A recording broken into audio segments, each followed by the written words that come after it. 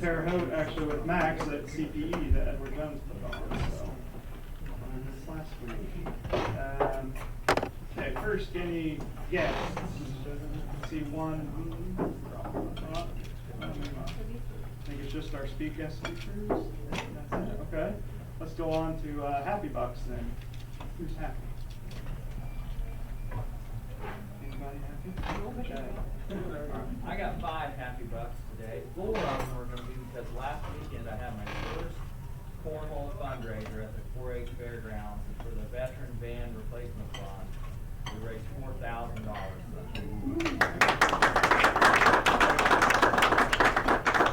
And then my last happy buck is because tomorrow I get to go to Eastside Elementary and do the Real Men Reach for the first time. So I'm excited, nervous. I don't know what to expect, but I'll let you know next week. Oh, that's fun. Oh, you didn't get beans. I should have said beans too. Anybody else happy? John? Oh well. I don't know if this is a happy buck or not, but today's a real boring day. There's nothing exciting going on. The most exciting thing I could find out for today is National Deviled Egg Day. Whoopee. But tomorrow is National Housewives Day. So I guess all of us guys can go home and make deviled eggs for our housewives and make them happy. That's the best I got. You better give $1 for that. Okay. I have some last Thursday, they're the Community Foundation, which brings our guests, but the Clay County have their grant awards, and I'm a member of that board now, and we gave out nearly $96,000 to area nonprofits with our grants and stuff, so we're very happy about that. And unfortunately, I missed that awards because I was up at Purdue. I spoke at an alumni panel for the Bay Alpha Psi Accounting Association things. They had some alumni up there for that, so I went up there and did that, and that was a good time going up there. Okay, and then I also was happy about the Halloween walk that they did yesterday at the Times. I mean, that was such a great turnout, and so many businesses and individuals, or Monday night, I mean, that was just great to see so many participate and so many people out. And on that, there is a box of candy in the back. We kind of overshot it, not knowing how many would show up, and we filled a bunch of extra bags. And I did put a 20 in the Happy Bucks because we did have our name inside the bags. So with the advertising for that, I put 20 inside the Happy Bucks. So covered there. Chris, did you see the recognition for our, what is it, 65 Yes, yeah, our district shared that on our site. We had the most participation as far as events for the World Polio Day in our district, in our region. Our district did in our region, so that was great. And yeah, I'm also happy with all that great donations and everything, and being able to send $1,000. That was great. That's surprising. Thank the restaurant and the pub and everything for that.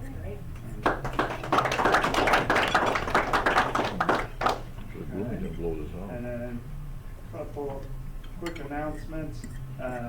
Remember, if you're interested, the Service Club Luncheon at Rose Holman, that's coming up on November 22nd. I know Mike was interested in going, like maybe somebody else could go and stuff too. As many as you want to can go, but just remember that's coming up on the 22nd. And let's see, as far as speakers coming up, we have next week is Dwayne, and then the 16th is Michelle Canava, and the 23rd is Emily Clark. So that's our next 3 weeks of speakers. And we have a couple as far as our anniversaries. I missed last Wednesday. Last Wednesday would have been my 17th year anniversary in the club. And then yesterday would have been Peggy's 5th year in the club. So, and then now, I'd like to have a presentation again with our envelopes and everything with the Happy Bucks, with the foundation. If you get $1,000, you're a Paul Harris Fellow. And then if you, every $1,000, it's like Paul Harris +1, and you get a new pin with a sapphire in it. And then once you get 1,000 points, you can also award it to somebody. And another club member just become a Paul Harris +1 after our last, we sent in the money the last time. So I'd like for Dwayne to come up and receive your Paul Harris +1 pin.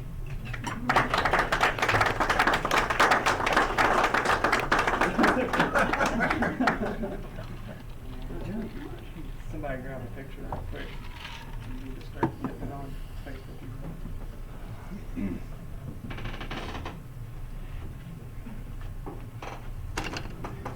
Okay, 3, 2, 1. All right. Thank you. Congrats, Dwayne. That's it. So now I'll introduce Jonathan Albrecht from the Community Foundation, and then he'll introduce our other two speakers. Jonathan?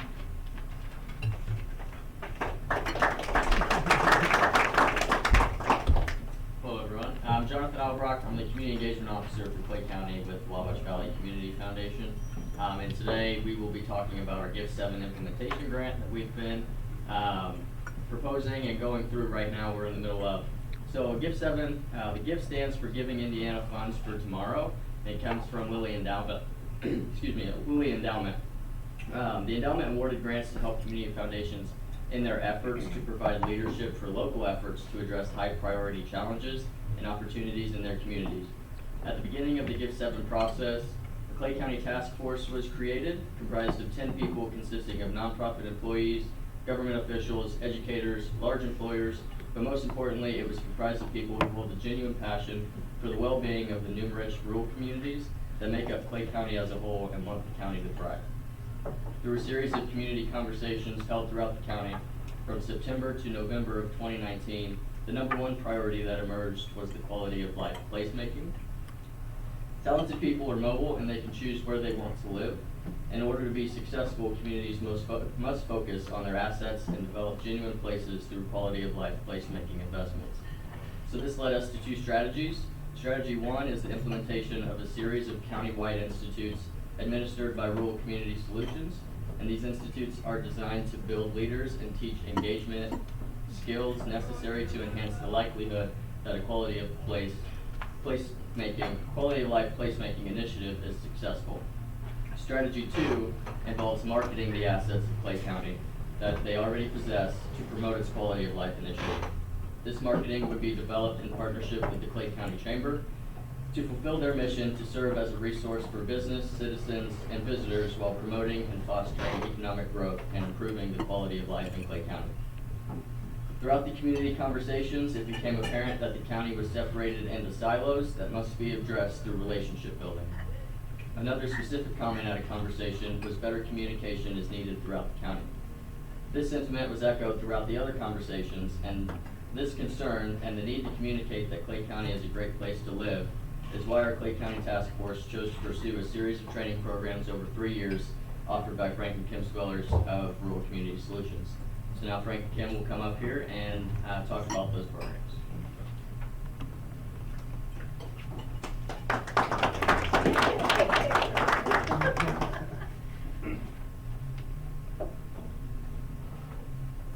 We're grateful to be here. Thank you so very much for inviting us. We appreciate the opportunity. Hi, I'm Frank Smillers. Rural Community Solutions is a home-based business. We live in Atlantic, Iowa. It's 540 miles west on I-80 and 6 miles south of I-80, halfway between Omaha and Des Moines. So that's where we're from. Town of about a little under 7,000 people. So our company, my wife and I, oh, by the way, I do have a happy buck. because we will be celebrating our 19th wedding anniversary at the end of this month. And we have been working together 24/7 since 2005. Okay, and we're still alive. So there we go. You all can appreciate that. That's right. And so, our company of Rural Community Solutions focuses on culture. As Jonathan said, we have a quality of place process of that. Because these days, especially since we found with COVID, people are choosing where to live instead of finding a job and moving there. So what can rural communities across America do to get ready to accept people that want to live in your community? Well, people look for a couple of things. One, they look for to be welcome, right? To be accepted. And so if you take Maslow's hierarchy of needs, the triangle that psychologists use, the first level of that triangle is physical needs. You need housing, you need food, and you need clothing, right? Those needs have to be met before you can move up to level 2, which is economic security and safety. You feel safe, you have a job, you have a house that you feel safe in, you have a community you feel safe in. And so when you think of traditional economic development, you think of those 2 levels, right? Keeping people safe, giving them food, finding them housing, finding them employment, right? So we look at how to create jobs within our community, how to create economy within our community. But now, since COVID, and even prior to COVID, people are looking for the 3rd level. They might have a job, they might have a business, but they're working from home. They might be telecommuting. They could be working for a company that is in New York City and they live halfway across the way in Wyoming, in the middle of nowhere, because that's where they want to live. And so that is what has to happen with communities now as we start to create communities that will welcome new people. And that is the 3rd level of Maslow's hierarchy of needs, is the level of belonging. People need to belong. Why do you belong to the Rotary Club? Because service, right? You want to give back, but you also want to belong to a network of people that support you, that believe in the same thing. And that's what community is.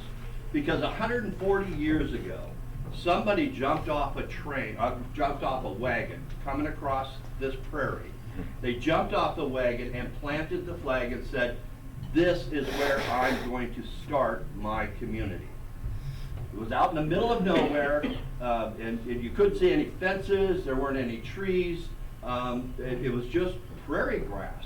But they got tired, they didn't want to go out to Oregon, they got tired of the wagon train, jumped off the wagon and said, "This is it. This is my community." And then they invited people who they knew from where they came from, because they believed the same things, they had the same values, the same culture, and they said, "Come on out here, this is great country, this is where we need to build our community." And so people that they knew did come, and they started to build businesses to support the farmers around the town. And so they built ice houses to create, to harvest the ice for cold storage. They built ice houses, and broom factories actually were a big thing. So general stores, and of course the saloon, all right, and some churches. And sometimes there's more saloons than churches, and sometimes there's more churches than saloons. It all depends upon what community you're in. But that's how they built that community. And people started businesses. You didn't recruit businesses back then. You had a culture of entrepreneurship. And that culture of entrepreneurship was a creative culture. And that's what is happening. We don't have a brain drain anymore. We have a creative culture drain out of our community. So don't say that we have a brain drain if you're losing your youth. You're losing your creativity from your community. And so people need to then get back to the spirit of entrepreneurship. And that's where Rural Community Solutions really focuses on, is how do you create a culture that people want to start businesses in your community.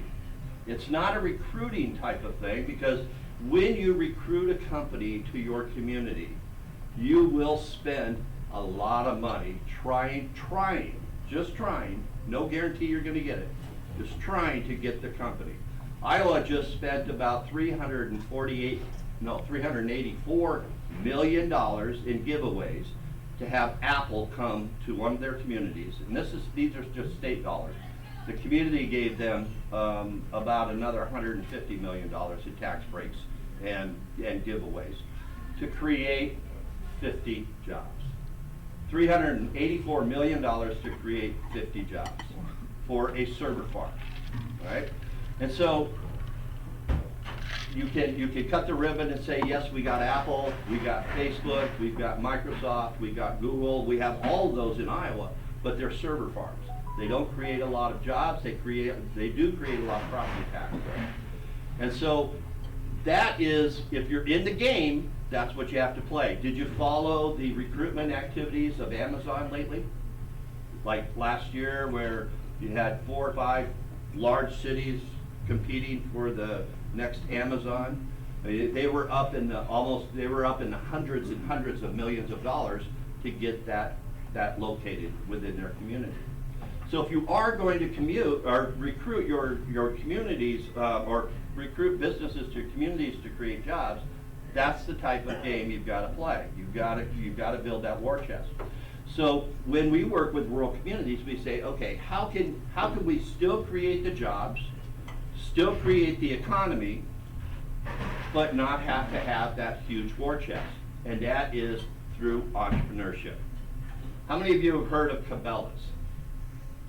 Okay, Cabela's was a small company. Started way back, I think in the 50s, with 2 brothers, and they lived in Chapel, Nebraska. Chapel, Nebraska is a very small town. If you go across, you know where Chapel is, okay? Going by it. And you blinked, right? You missed it. It's a small town on I-80 in the western part of Nebraska. Well, so they tied fishing flies. That's how they got started. They were in their basement and they were tying these fishing flies, and they gave them away to their friends. And their friends said, boy, you could make a lot of money if you sell these fishing flies. They're really good. And so they thought about it, and they put a little ad in an Outdoor Sportsman magazine that we used to get. And the ad said, fishing flies free, shipping and handling $2. Well, people want something of value, they will pay for it. If they get it for free, it's not of value, all right? So they didn't sell or they didn't give away any of the fishing flies there, so they turned the ad around. They said, fishing flies $2, shipping and handling free.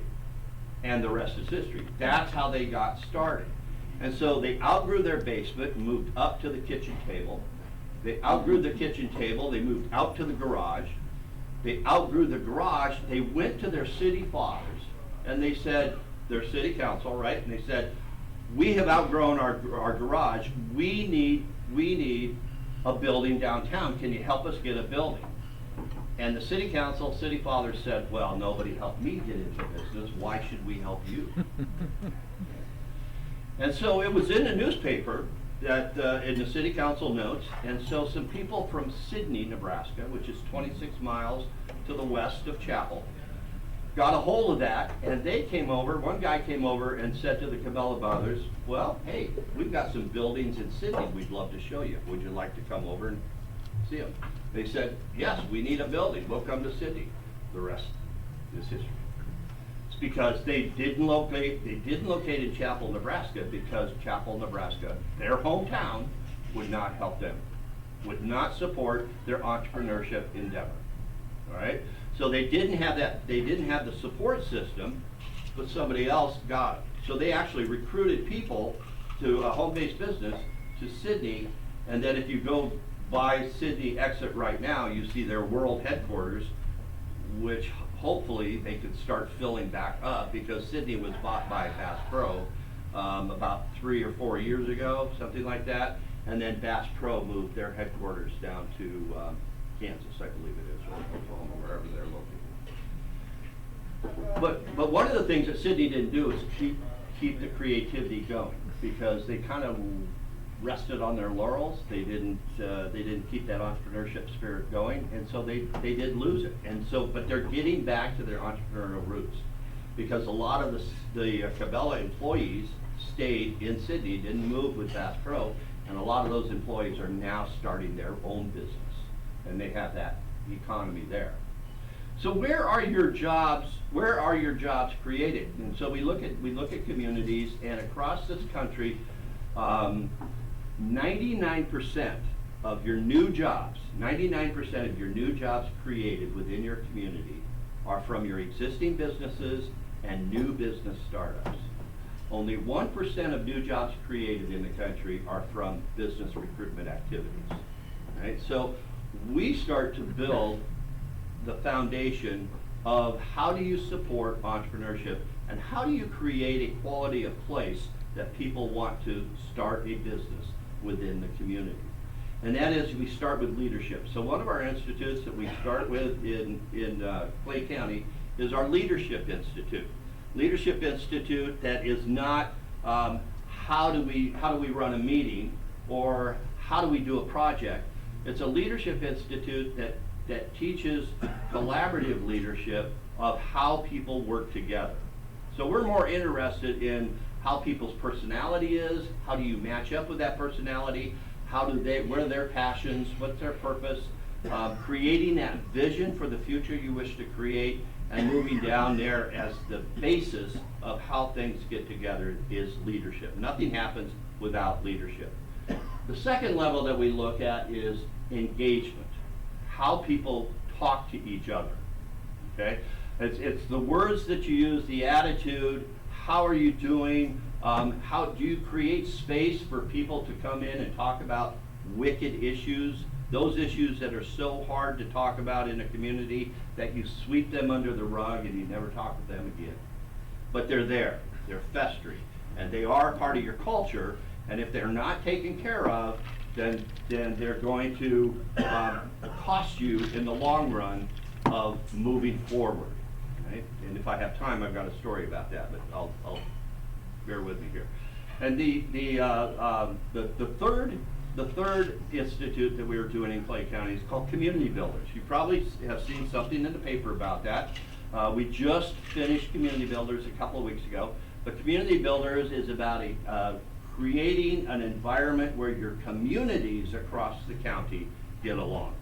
You take down those walls, and as Jonathan had said, that there was discussion about a north and south divide in Clay County. So anymore, your commuters, your workforce, doesn't care about a cultural divide, because they need to live in a community that is safe.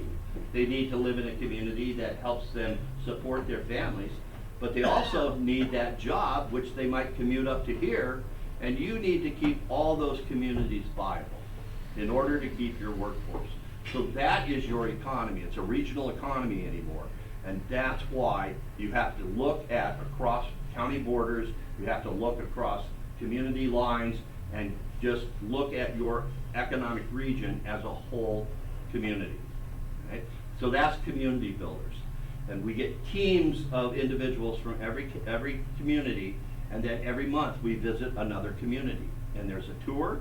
So there's things that, how many of you have lived here your whole life? Wow, okay. There would be things on these tours that you would discover brand new, even if you've lived here your whole life. We've had the most comments we have on the bus or of the tour is, gee, I never knew that was even here. And so it is a familiarization tour that you get to know the place and you get to know the people, but it also is a collaborative that people come together and the walls are knocked down over sports, over school mergers, over somebody stole our county charter, right? Because Brazil was not the original county seat in Clay County. So you are looked at as thieves.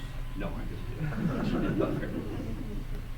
But really, it is that culture that sometimes will harbor those feelings, because it was center point that was the center of the county, that where the county seat was first located. Bowling Green. Bowling Green, I'm sorry, yes, yeah, okay, all right. He's just testing you. Yeah, yeah. That's right. Thanks, that's a nice out, thank you. And so there were people, it was brought up in Bowling Green when we were down there, that Brazil's county charter. So it's still in the back of people's minds of, you have created this, that we should have been the county seat. It's those kind of cultures that stick with a community. And it's just like a culture within your family. You pass that along. You pass your habits along to your youth. And so when we do a community vision, it isn't a 5-year vision, it isn't a 3-year vision, it's a 25-year vision.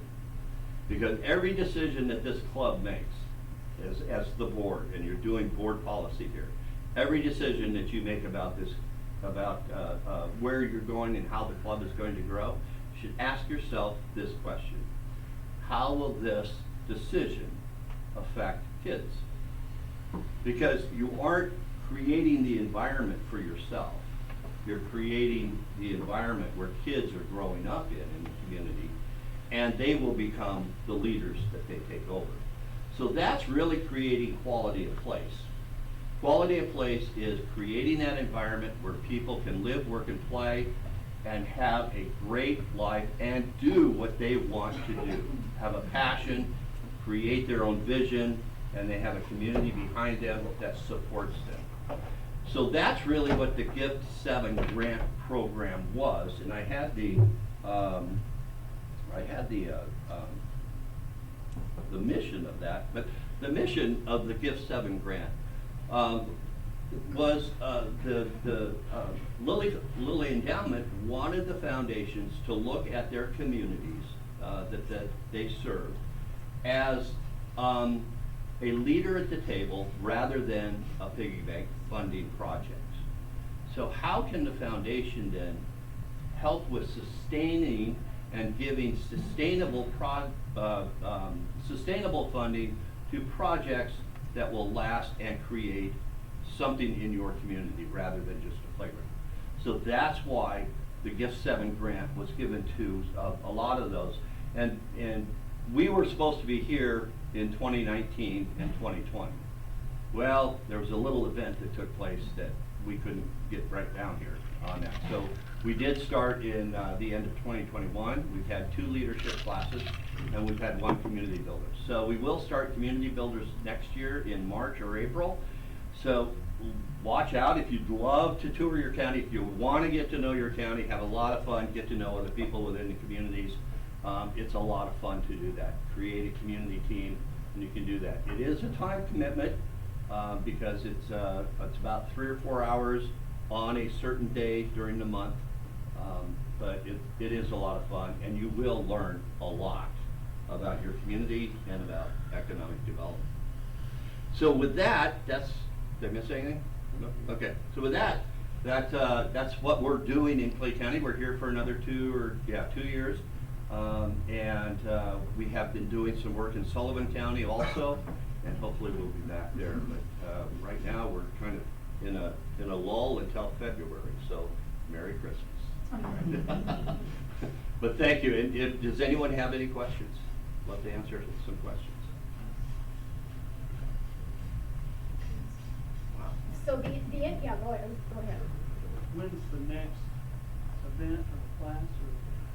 Our next institute is February 2nd and 3rd, and it's the Engagement Institute. We have 4 pillars that we look at: relationships, engagement, entrepreneurship, and collaboration at Rural Community Solutions. And our Engagement Institute is going to be it's a 12-hour institute. 4 hours one night, 8 hours the next day, but it trains people how to talk in your community through those wicked issues. How do you moderate those? What kind of questions do you have? How do you frame the issue? Issues such as, what are we going to do about drugs within our community? What are we going to do about immigration? What are we going to do about our economy? What are we going to do about dilapidated housing? What are we gonna do about cutting down trees? Right, so it's those types of issues that people might have an emotion about, but the wicked issues are, it's very an emotional issue. It is something that is very divisive, and also there's many different ways to solve the issue. Okay, it's kind of like politics these days. Okay, how do you talk about politics? Okay, most people don't. You live in Iowa, how much time do you spend here?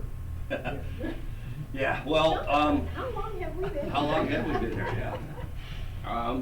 Kim counted up the hotel days, and we've been staying in the Best Western down on the interchange. Great hotel. I would recommend it highly. Yep. They need to upgrade some internet, but great hotel on there. So we have how many hotel days? We've been here a good, I bet, 35 to 40 nights. So a good, for the last 6 months, a good part of our life has been spent here in Indiana. Then you commute back and forth? We do, we back drive. and forth? We have a hybrid car, 50 miles to the gallon, and yep, we know 74 and 80 really, really well. If you're traveling that way, Leroy, Illinois has a great restaurant called Jack's Place. Any other questions? So do you have a website or something, Deanna? We do, yes, ruralcommunitysolutions.com. We can send something out to Jonathan, who can send it to Chris. And so, yes, we have a lot of information on there. So the Engagement Institute is limited to about 15 people across the county. So if you're interested, let Jonathan know right away. We have people on the list already. Obviously, it's applicable to Rotary, it's applicable to all of your communities, it's applicable to your businesses, your families, all of your organizations, and things that you will learn from that. And then Community Builders, the kickoff will start in March. And that will be a 6-month long process. So March will have a kickoff. You guys decide whether or not you want to participate, get your teams together in the different communities. And then each month, you put together a community tour. So there was one from Brazil. We actually weren't able to make Brazil, so we were sorry about that. But there's one in each of the participating communities. There were 6 communities last year in Clay County. So if you do one a month, obviously you have to have the length of time to be able to make that happen. But we learned some really cool things. You've got some magnificent businesses here.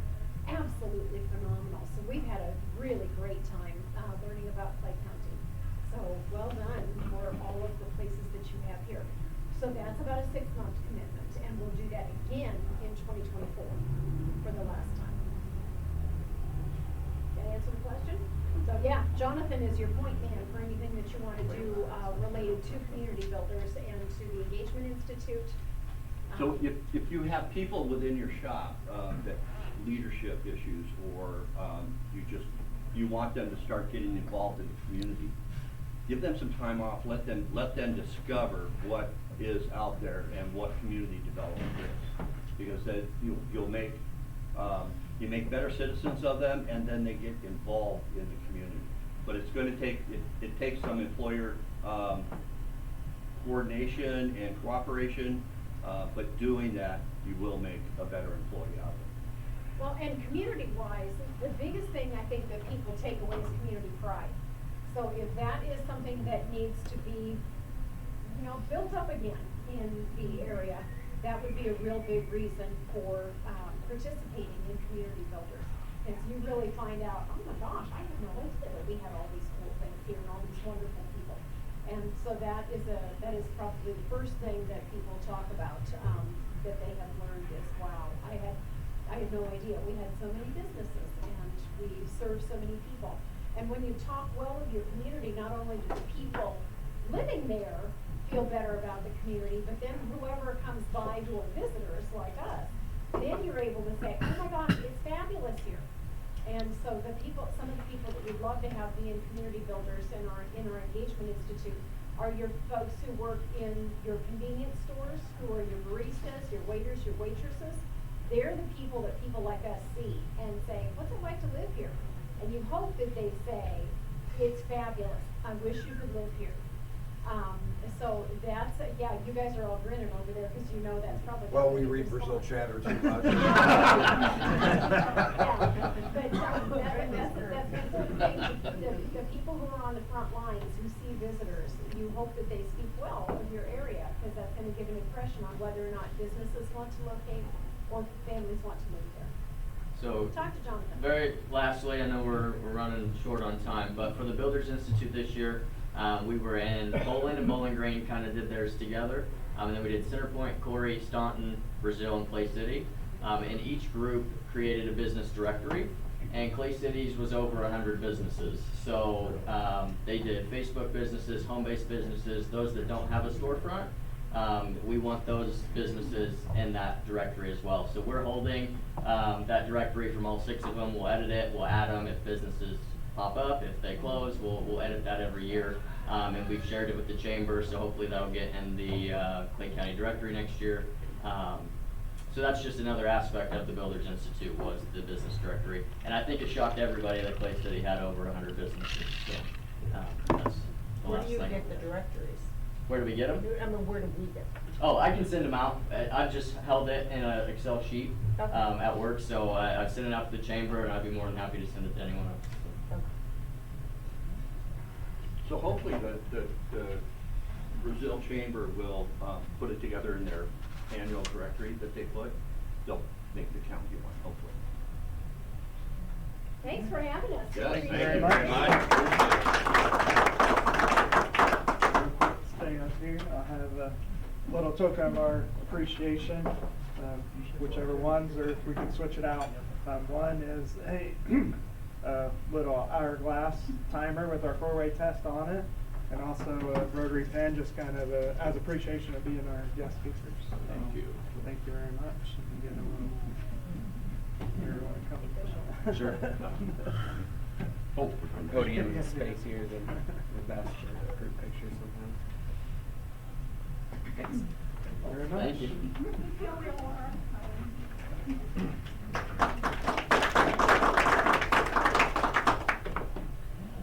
So if there's nothing else for the good of the club, we'll rise and recite our 4-way test.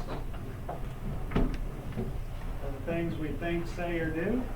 Is it the truth? Is it fair to all concerned? Will it build goodwill and make friendships? Will it be beneficial to all concerned? Have a good day.